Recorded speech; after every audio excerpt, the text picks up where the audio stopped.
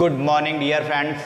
आज मैं आप लोगों के लिए बहुत ही महत्वपूर्ण वीडियो लेकर आया हूं दोस्तों। मध्य प्रदेश हिस्ट्री के ऊपर आज मैं चंदेल वंश पढ़ाने वाला हूं दोस्तों।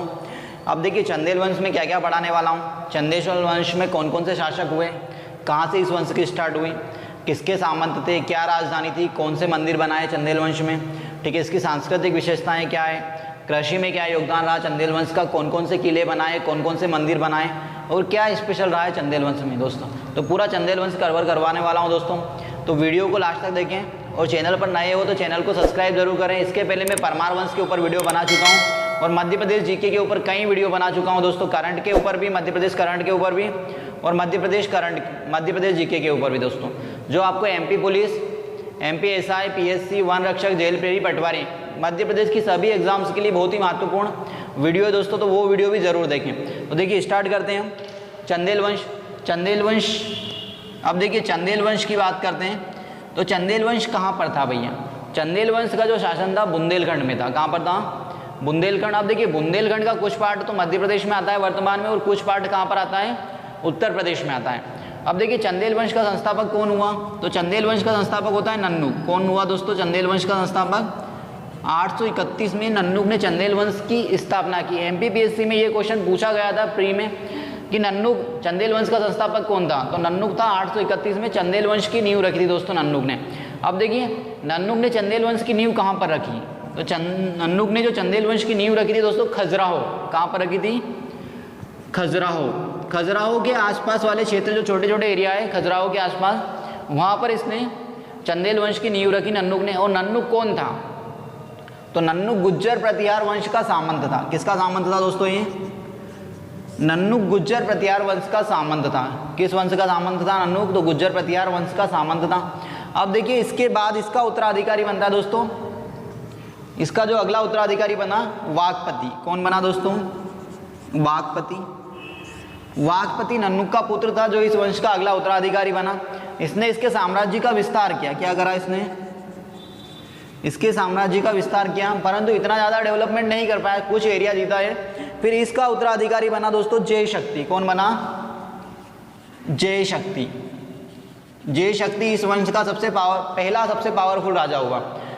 इस वंश का अभी तक दोनों में सबसे ज़्यादा शक्तिशाली कौन है? तो जय शक्ति इस वंश का पहला शक्तिशाली राजा हुआ दोस्तों। इसे जेजा के नाम से भी जाना जाता है। किस नाम से जाना जाता है? जेजा। और इसी के नाम पर जो वर्तमान जिसे हम बुंदेलखंड कहते हैं उसका प्राचीन नाम था जेजाक भुक्ति। किसके नाम पर रखा गया? जेजाक भुक्ति।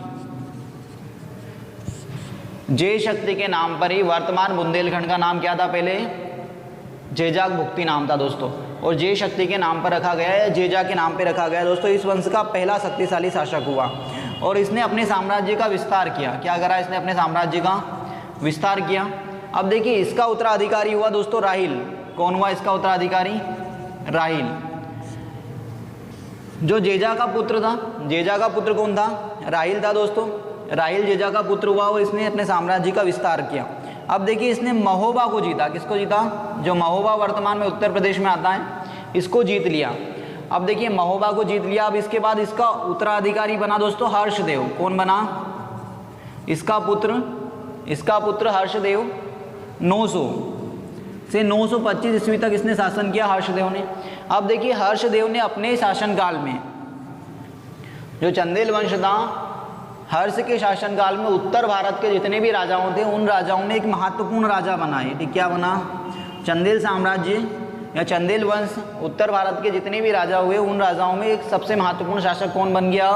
तो हर्ष, मतलब चंदेल वंश का बहुत इंपॉर्टेंट बढ़ गया उत्तर भारत में। अब देखिए 925 में इसका पुत्र हुआ यशोवर्मन। देखिए हर्ष का पुत्र कौन बना दोस्तों? हर्ष का पुत्र था यशोवर्मन। हर्ष का पुत्र कौन है? यशोवर्मन। यशोवर्मन शासक बना 925 ईस्वी में। कब शासक बना ये? 925 ईस्वी में हर्ष शासक बना। ठीक है। अब हर्ष क्या करता है? कन्नौज पर आक्रमण करता है। कहाँ पर आक्रमण करा इसने? कन्नौज। उस समय कन्नौज गुज्जर प्रतिहार वंश की राजधानी था। तो गुज्जर प्रतिहार वंश के शासक देवपाल को हराया इसने। किसको हराया? देखिए यशोवर्मन 925 ईस्वी में शासक बना और इसने कन्नौज पर आक्रमण किया। कन्नौज के शासक कौन थे उस समय? देवपाल थे। देवपाल को हराया और देवपाल से विष्णु की मूर्ति प्राप्त की इसने। कौन सी मूर्ति प्राप्त की दोस्तों, ये बहुत ही महत्वपूर्ण है। देवपाल से इसने विष्णु की मूर्ति प्राप्त की और ये विष्णु की मूर्ति को इसने चतुर्भुज नारायण मंदिर बनवाकर स्थापित किया। वहाँ पर, कहाँ पर, चतुर्भुज नारायण मंदिर कहाँ पर है, तो खजुराहो में। चतुर्भुज नारायण मंदिर का निर्माण किसने करवाया, तो यशोवर्मन ने चतुर्भुज नारायण मंदिर का निर्माण करवाया और कन्नौज के शासक देवपाल से जो मूर्ति प्राप्त की थी उसे इसी मंदिर में स्थापित किया। दोस्तों किसने स्थापित किया इस मूर्ति को। अब देखिए इसने मालवा पर भी अटैक किया। कहाँ पर आक्रमण किया इसने, मालवा पर अटैक किया और उस समय मालवा का शासक था सियक। कौन था दोस्तों, उस समय मालवा का शासक था सियक दूती को इसने हरा दिया। कहाँ पर अटैक किया था इसने, मालवा पर अटैक किया और उस समय मालवा का शासक कौन था, सियक दूती को हरा दिया। इसके बाद इसने देखिए महिपाल से कालिंजर ले लिया। महिपाल जो राजा था उससे क्या प्राप्त कर लिया, कालिंजर। महिपाल से क्या प्राप्त करा,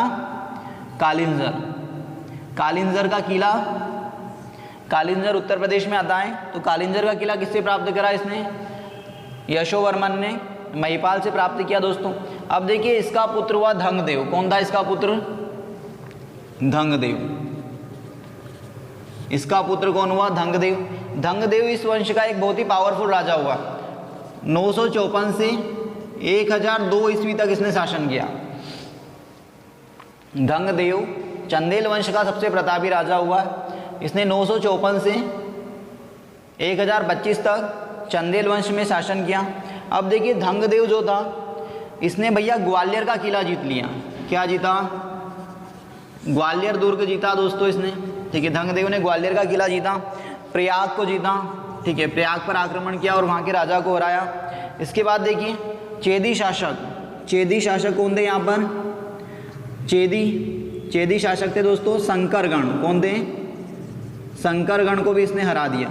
चेदी शासक शंकरगण को हराया है दोस्तों इसने। इसके बाद देखिए कन्नौज के शासक गुज्जर प्रतिहार राजाओं को हराया। और किसको हराया इसने, कन्नौज के शासक गुज्जर प्रतिहारों को भी हराया धंगदेव। अब देखिए धंगदेव का जो सबसे ज़्यादा महत्वपूर्ण योगदान है दोस्तों, धंगदेव ने कई मंदिरों का निर्माण करवाया। ठीक है, अब देखिए क्वेश्चन कई बार पूछा गया है कि धंगदेव ने कौन कौन से मंदिर बनवाए। तो देखिए धंगदेव ने विश्वनाथ मंदिर बनवाया। विश्वनाथ मंदिर कहाँ पर है दोस्तों, तो खजुराहो में। धंगदेव ने विश्वनाथ मंदिर बनाया, जिन्नानाथ मंदिर बनवाया। कौन सा मंदिर बनवाया, जिन्नानाथ।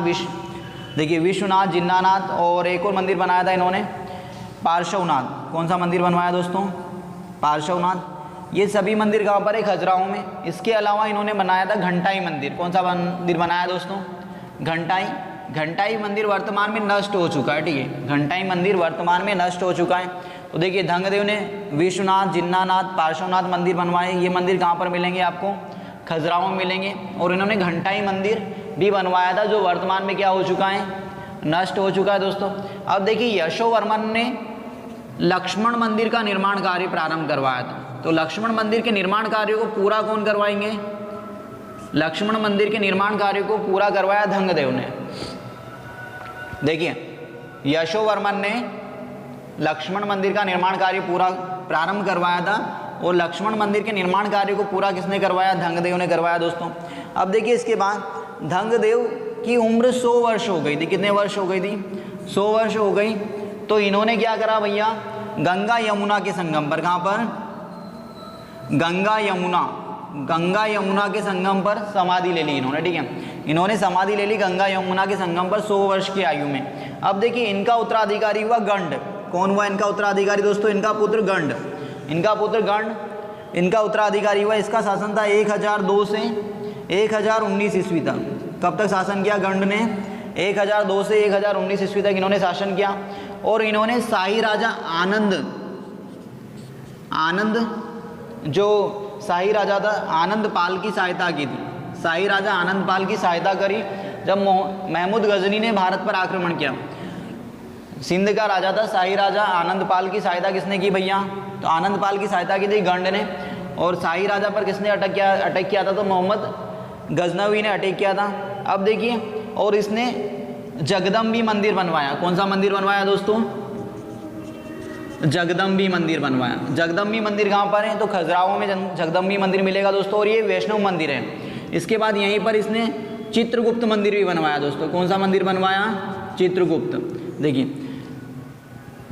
गंड ने जगदम्बी मंदिर बनवाया, चित्रगुप्त मंदिर बनवाया। ये दोनों मंदिर कहाँ पर मिलेंगे आपको? खजुराहो में। कॉपी पेन जरूर लेकर बैठे दोस्तों और नोट भी करते जाएं, और वीडियो को लाइक जरूर करें और वीडियो को ज़्यादा से ज़्यादा शेयर करें। अब देखिए, इसके बाद अगला शासक बना भैया, इसका उत्तराधिकारी, इसका पुत्र बना विद्याधर। कौन था इसका पुत्र? विद्याधर। अब देखिए, इसका पुत्र कौन हुआ? विद्याधर हुआ। विद्याधर 1019 से 1027 ईस्वी तक शासन किया। विद्याधर ने कब तक शासन किया? 1019 से 1027 ईस्वी तक शासन किया। अब देखिए, इसने शासन किया तो भैया इसने कन्नौज के राजा राज्यपाल की हत्या करवा दी। किसकी हत्या करवा दी? कन्नौज का जो शासक था उस समय राज्यपाल, कन्नौज का शासक राज्यपाल की हत्या करवा दी उसी के सामंत से। देखिए, विद्याधर ने कन्नौज के शासक राज्यपाल की हत्या करवा दी उसी के सामंत से।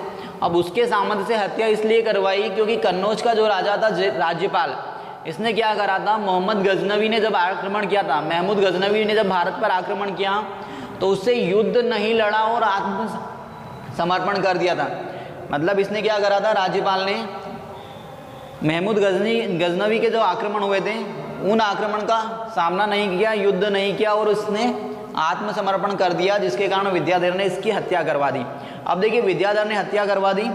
इसके बाद देखिए, जिसके कारण क्या होता है कि जो गजनवी था, कौन था? गजनी था या गजनवी था? महमूद गजनवी, जिसने विद्याधर के ऊपर अटैक कर दिया। किसके ऊपर अटैक किया? विद्याधर के ऊपर आक्रमण किया। तो विद्याधर और गजनी के बीच में, अब देखिए, उसने कालिंजर के किले को घेर लिया था। कौन से किले को घेर लिया दोस्तों? कालिंजर के किले को किसने घेर लिया? गजनी ने घेर लिया। तो दोनों के बीच में संधि हो जाती है, मतलब विद्याधर और गजनी के बीच में संधि हो जाती है। संधि हो जाने के कारण 25 किले, कितने? 25 किले गजनी इसको गिफ्ट कर देता है विद्याधर को। 25 किले किसको गिफ्ट कर दिए? विद्याधर को गिफ्ट कर दिए दोस्तों। और वो वहाँ से चला जाएगा गजनी। ठीक है, गजनी कहाँ चले जाएगा? सॉरी, 25 नहीं थे, 15 किले थे। कितने किले हैं? सॉरी थोड़ा सा मिस्टेक हो गया यहाँ पर। 15 किले नोट कर लेना। तो कितने किले गिफ्ट करें उसको? 15 किले गिफ्ट करें और कुछ पैसा लेकर गजनी वापस रिटर्न हो जाता है। अब देखिए, इसके बाद क्या होता है? इसके बाद गजनी ने अटैक कर दिया और ये जो विद्याधर था ये कंदरिया महादेव बनाता दोस्तों। कौन सा मंदिर बनवाएगा? कंदरिया महादेव कहाँ पर है? खजुराहो में। मोस्ट इंपोर्टेंट क्वेश्चन है दोस्तों, कई बार MPPSC SI SSC में ये क्वेश्चन पूछा गया है। कंदरिया महादेव कहाँ पर है? तो कंदरिया महादेव खजुराहो में। और किसने बनाया? तो ये विद्याधर ने बनवाया। कंदरिया महादेव किसने बनवाया? खजुराहो में विद्याधर ने बनवाया था दोस्तों। इसके बाद देखिए, इसके बाद जो इसके उत्तराधिकारी होते हैं, विद्यापाल होता है। कौन होता है?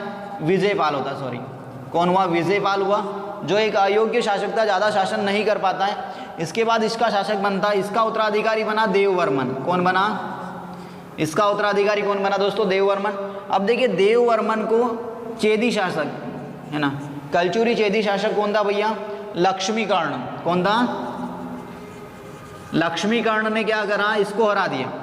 देखिए, देववर्मन को किसने हराया? लक्ष्मीकर्ण ने। लक्ष्मीकर्ण ने हरा दिया दोस्तों। अब देखिए, इसके बाद इसका जो पुत्र था, इसका पुत्र इसका उत्तराधिकारी वर्मा बना कीर्तिवर्मन। कौन था इसका पुत्र? इसका उत्तराधिकारी कीर्तिवर्मन। कीर्तिवर्मन किसका पुत्र था? देववर्मन का पुत्र था, जो इसका उत्तराधिकारी हुआ। अब इसने क्या करा भैया?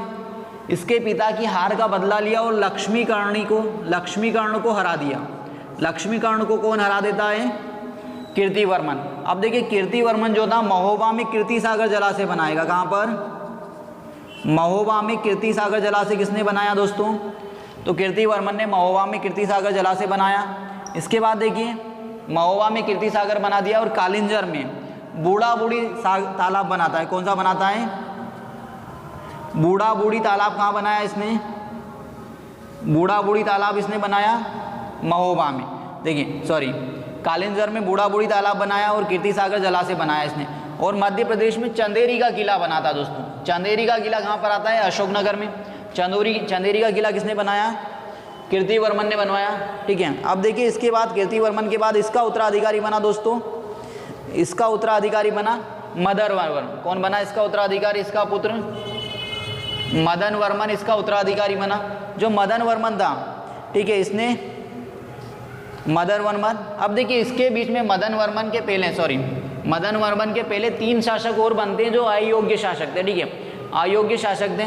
तो इसका जो रियल मतलब हम ये बोल सकते हैं कि जो 3 शासक हुए उसमें हुआ था सुलक्ष्मण वर्मा हुआ था, जय वर्मन हुआ था और पृथ्वी वर्मन हुआ था। तो ये तीनों अयोग्य शासक हुए। फिर इसके बाद जो अगला शासक बना कौन बना? मदन वर्मन बना। मदन वर्मन ने क्या करा भैया, जो चंदेल राजाओं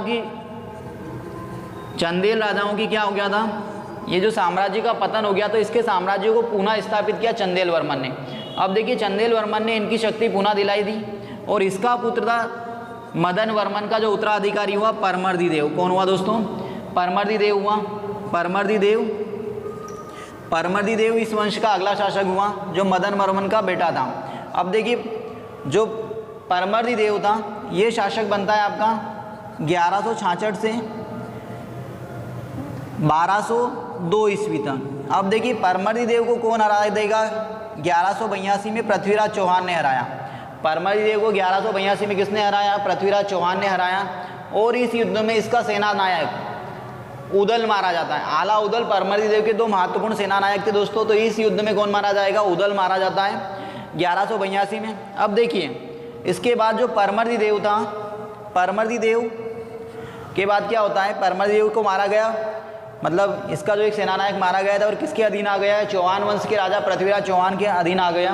अब देखिए इस समय तक मोहम्मद गौरी के अटैक हो जाते हैं जिसमें पृथ्वीराज चौहान को हरा देते हैं। अब देखिए तो जो परमर्दी देव था 1202 में, कब? 1202 में कुतुबुद्दीन ऐबक की अधीनता स्वीकार कर लेता है। परमर्दी देव 1202 में किसकी अधीनता स्वीकार कर लेता है दोस्तों? कुतुबुद्दीन ऐबक की अधीनता स्वीकार कर ली इसने।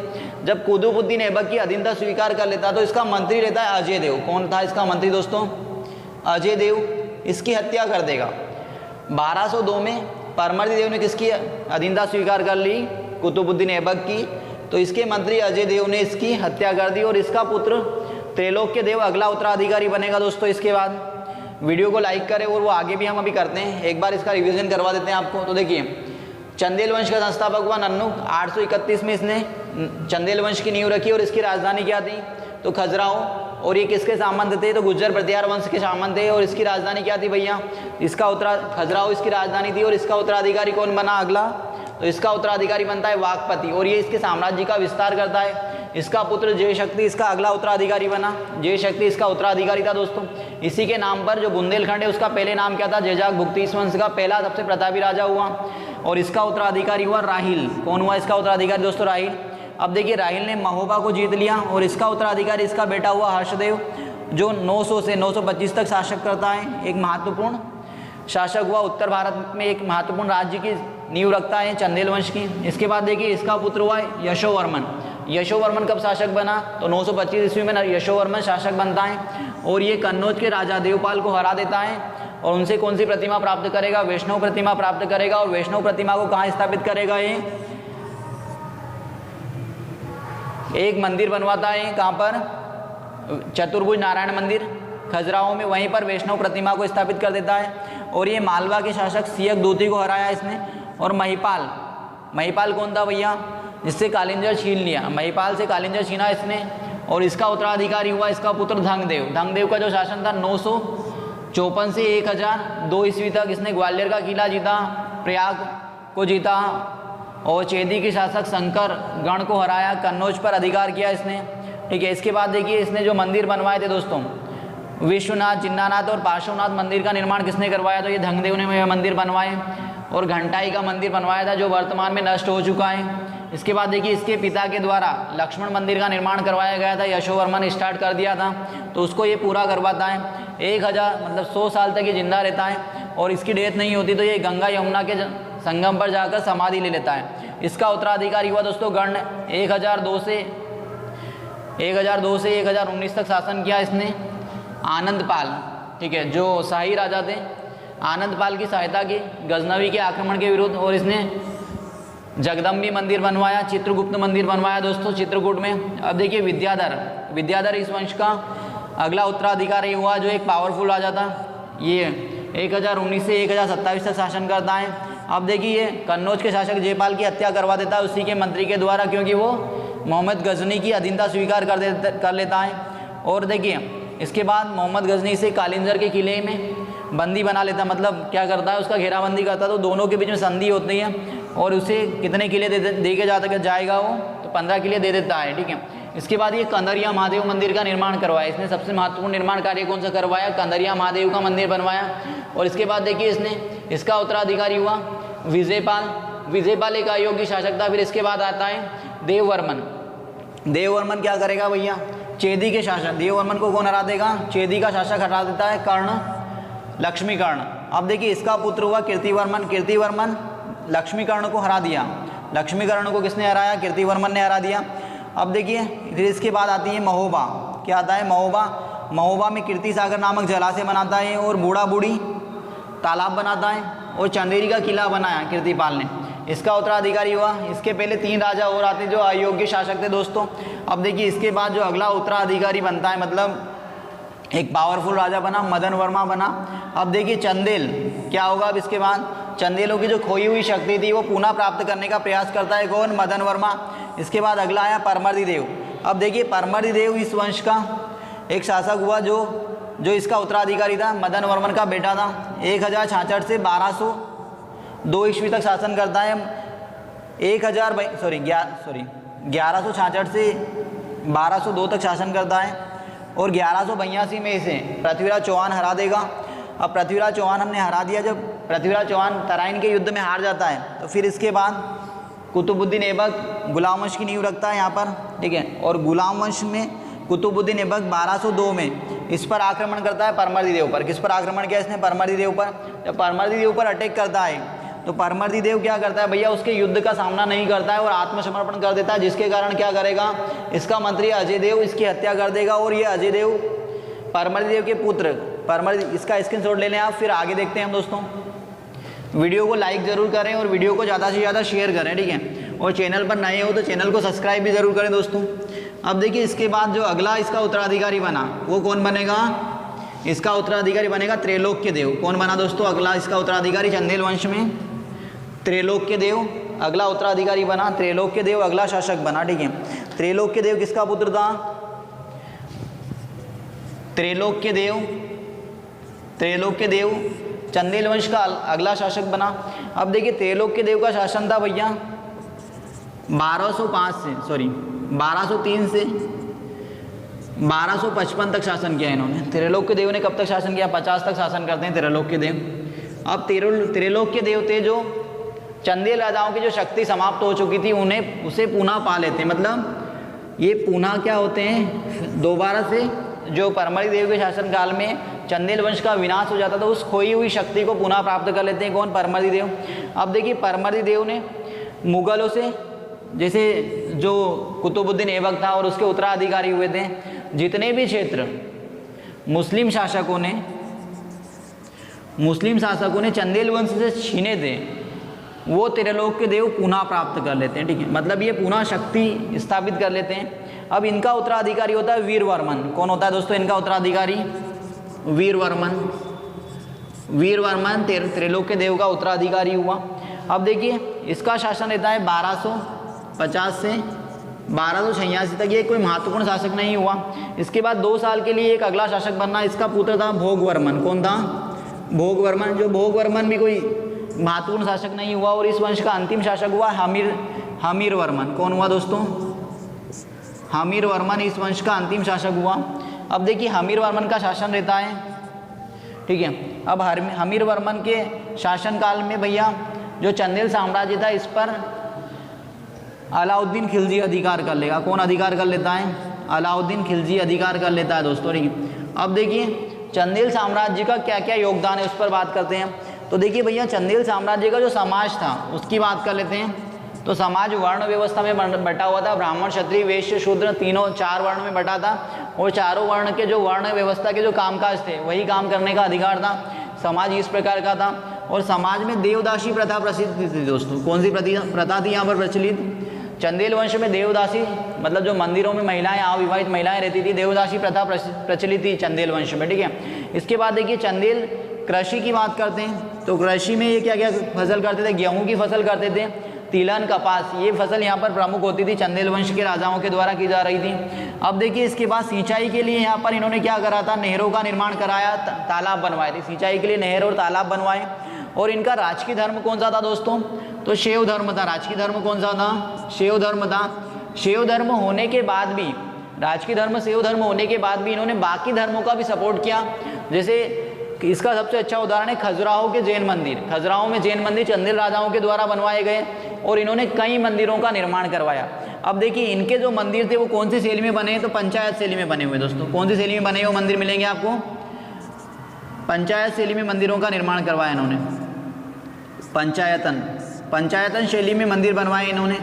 पंचायत शैली में किसने मंदिर बनवाए, तो चंदेल राजाओं ने मंदिर बनवाए। और इनके मंदिर नागर शैली में बने हुए हैं। कौन सी शैली में बने हुए मिलेंगे दोस्तों, नागर शैली में बने हुए मंदिर है इनके।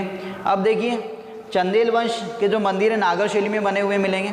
अब देखिए चंदेल वंश से एमपीपीएससी में हर बार कोई ना कोई क्वेश्चन पूछा ही जाता है। कभी कभी मंदिर का पूछ लेते हैं, कभी कभी किसी राजा का पूछ लेते हैं। तो दोस्तों चंदेल वंश एमपीपीएससी के लिए बहुत ही महत्वपूर्ण है। और अन्य जितनी भी वैकेंसियाँ हैं मध्य प्रदेश में होती है वो सभी वैकेंसियों के लिए बहुत ही महत्वपूर्ण चंदेल वंश है दोस्तों। तो वीडियो को ज़्यादा से ज़्यादा शेयर करें और चैनल पर नए हो तो चैनल को सब्सक्राइब जरूर करें दोस्तों। Thank you.